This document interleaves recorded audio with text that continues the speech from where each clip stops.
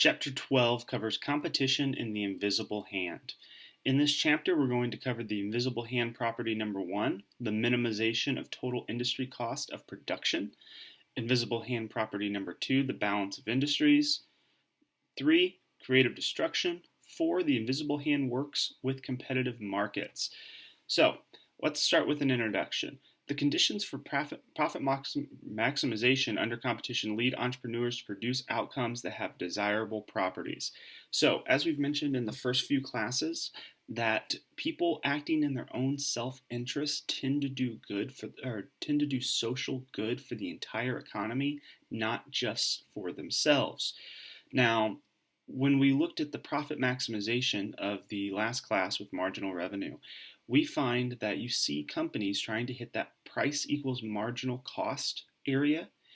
And when that is achieved, you see total industry cost go down. We're actually maximizing to the highest point and getting the most bang for our buck, essentially.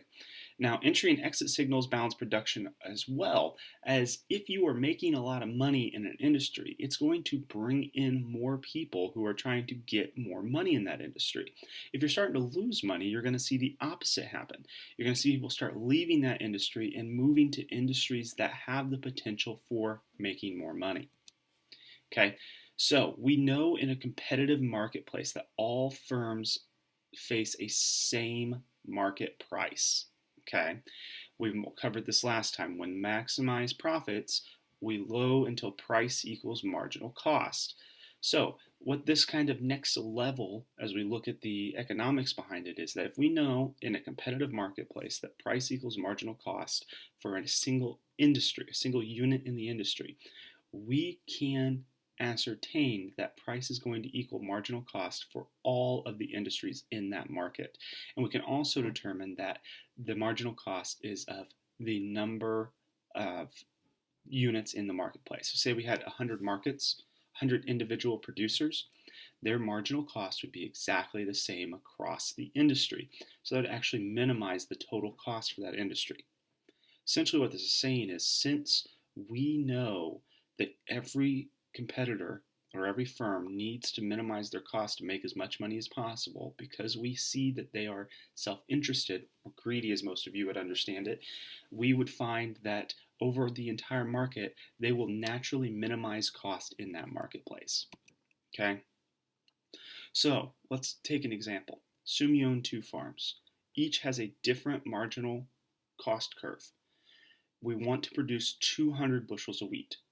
Okay, so when you have 2 different marginal cost curves, it becomes a little difficult.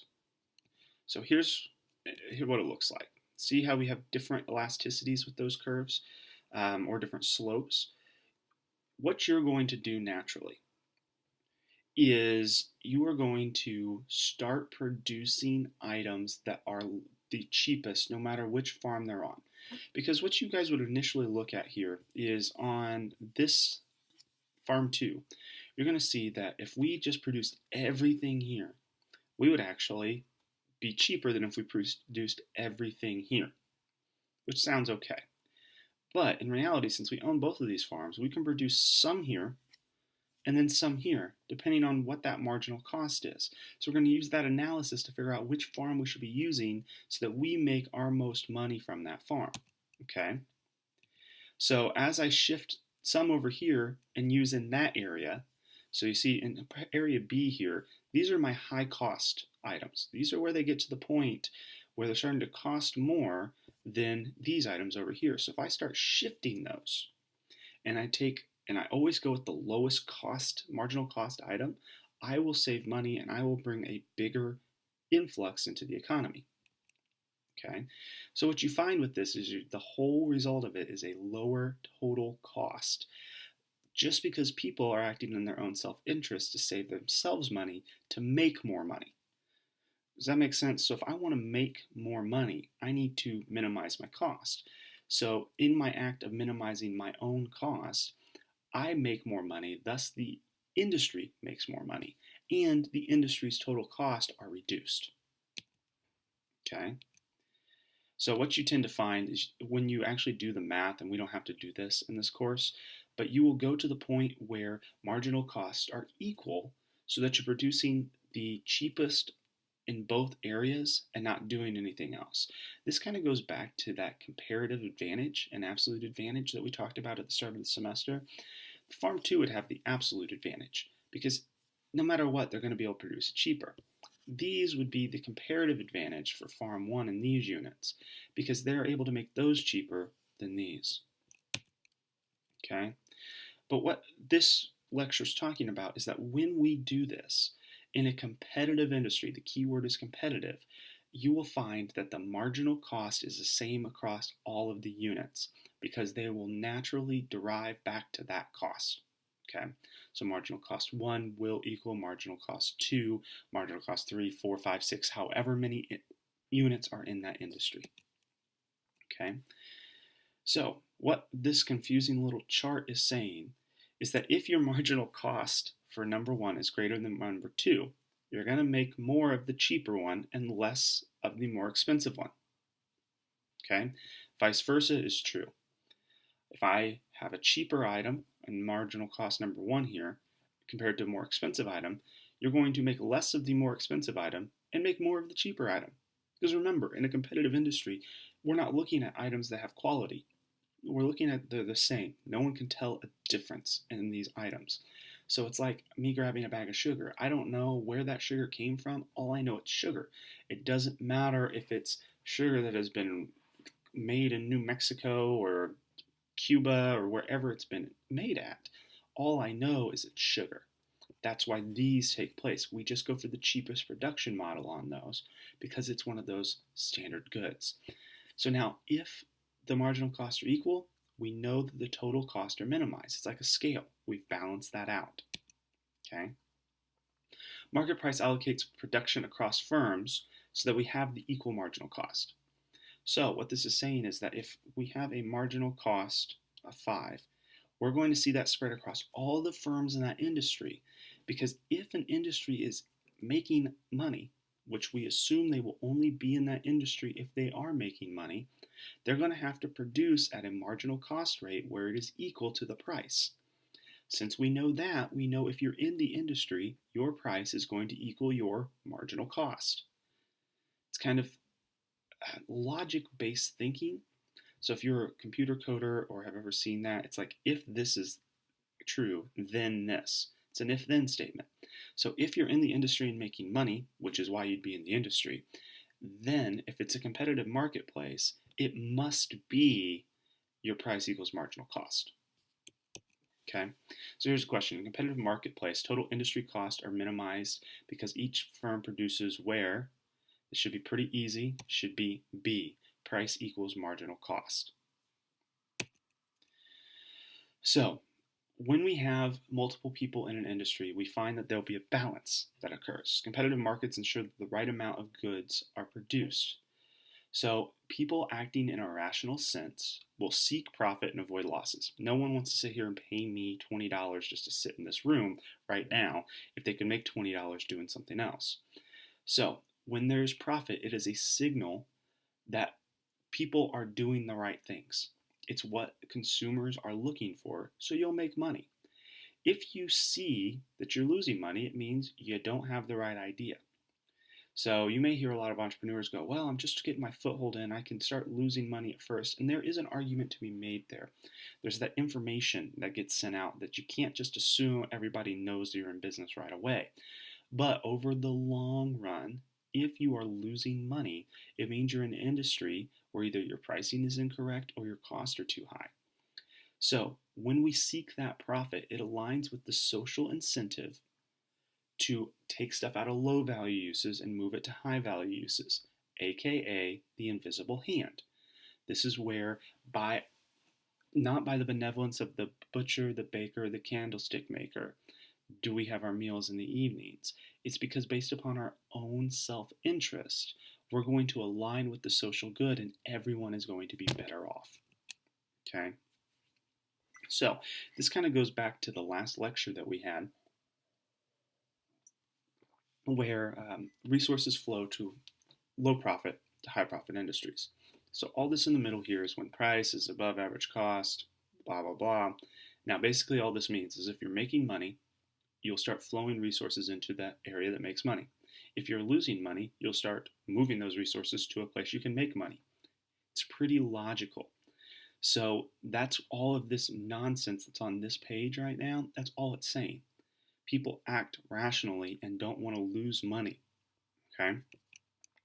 So the elimination principle is an above normal profits are eliminated by entry and below normal profits are eliminated by exit. So basically what this principle states is that people, if there's money to be made, they will slowly lose that above average profit because other people will make that money. Now, if profits are below normal, so people are dragging it down, those firms who are dragging it down will slowly exit because they can't make any more money. So as I used to sell on Amazon, we'd call this the race to the bottom. It was when people would start lowering their prices, and then what you'd see is you'd see all those sellers that are undercutting everyone slowly eliminated. And then you would see when a product was really high in profit that you would have people hop on it. They would start dragging that price down. And that was economics at work. I mean, that principle right there alone can explain 95% of what Amazon sellers don't understand. Is that in the long run, people where there's money to be made will go back to normal profits. When there's money losing or money to be lost, people will go up to normal profits. Okay, so what this leads to is creative destruction. So resources will move towards an increase in the value of production. So entrepreneurs acting rationally will move from unprofitable to profitable industries. So what you find is that above normal profits are temporary, and in order to stay and be in those above normal profits, entrepreneurs must innovate. So you can't just do what you've always done, because if you've done that, somebody else is going to come in and do it as well. You've got to figure out a way to go to that next level, that next step. So for Amazon sellers, that could be something like wholesale or private label. That's where you take it to the next level, apply what you know about e-commerce, and then you get to that next level where you're actually putting something else in place that would deter or place a barrier to entry in for the other sellers in that market. Okay, now Schumpeter, this guy, he looks really serious, believed that innovation was more important than price competition. And this is something that's really important. Innovation makes competitors obsolete. His quote, "The process of creative destruction is an essential fact in capitalism," which could not be more correct. Okay, so this is a quick question. Your answer should be B. No, it should be A. My apologies, I read it too quick. You have the elimination principle. Creative destruction is going to be when you have that innovation that occurs. So innovation would have been in that question otherwise. So we've talked about the invisible hand. Now let's cover when it doesn't work. Because this all sounds good in theory, but it doesn't always work as good as it sounds. So the invisible hand will not work if prices do not accurately signal cost and benefits. So if people can't get the signals, they have no idea what to do. So it's like me going to a stoplight and no light working. I don't know if I should stop, slow down, or go through it. So if those signals aren't working correctly, there could be a lot of accidents at that intersection. So you need those to work correctly for the invisible hand to work correctly. Next, the markets are not competitive. So if you have a different type of market, and I mentioned to you guys there are 4 major types of markets that we'll cover in this class, hint, hint, final question, that perfect competition, monopolistic competition, monopolies, oligopolies. When those other items are in place, what you find is that they don't have the same type of competition, thus they don't work as well as the invisible hand. There are other barriers that are there, and some firms can make above normal profits, but you have that entry problem. It's those barriers to entry that occur that allow you to make those above average profits. Now, when commodities are public goods like roads or like air maybe, self-interest is not aligned with the social interest. People need those public goods to live, so they're not going to act the same way as a private good. So what am I meaning? So like air, if someone started making money out of air, we'd have people dying because some people couldn't afford to pay the air that would be there. So if it's a public good, and we talk more about these later, you don't have the same rules that apply. Okay? So overall, we know that the invisible hand drives everything down to price equals marginal cost. This profit-seeking behavior, or the self-interest, makes the whole industry better off.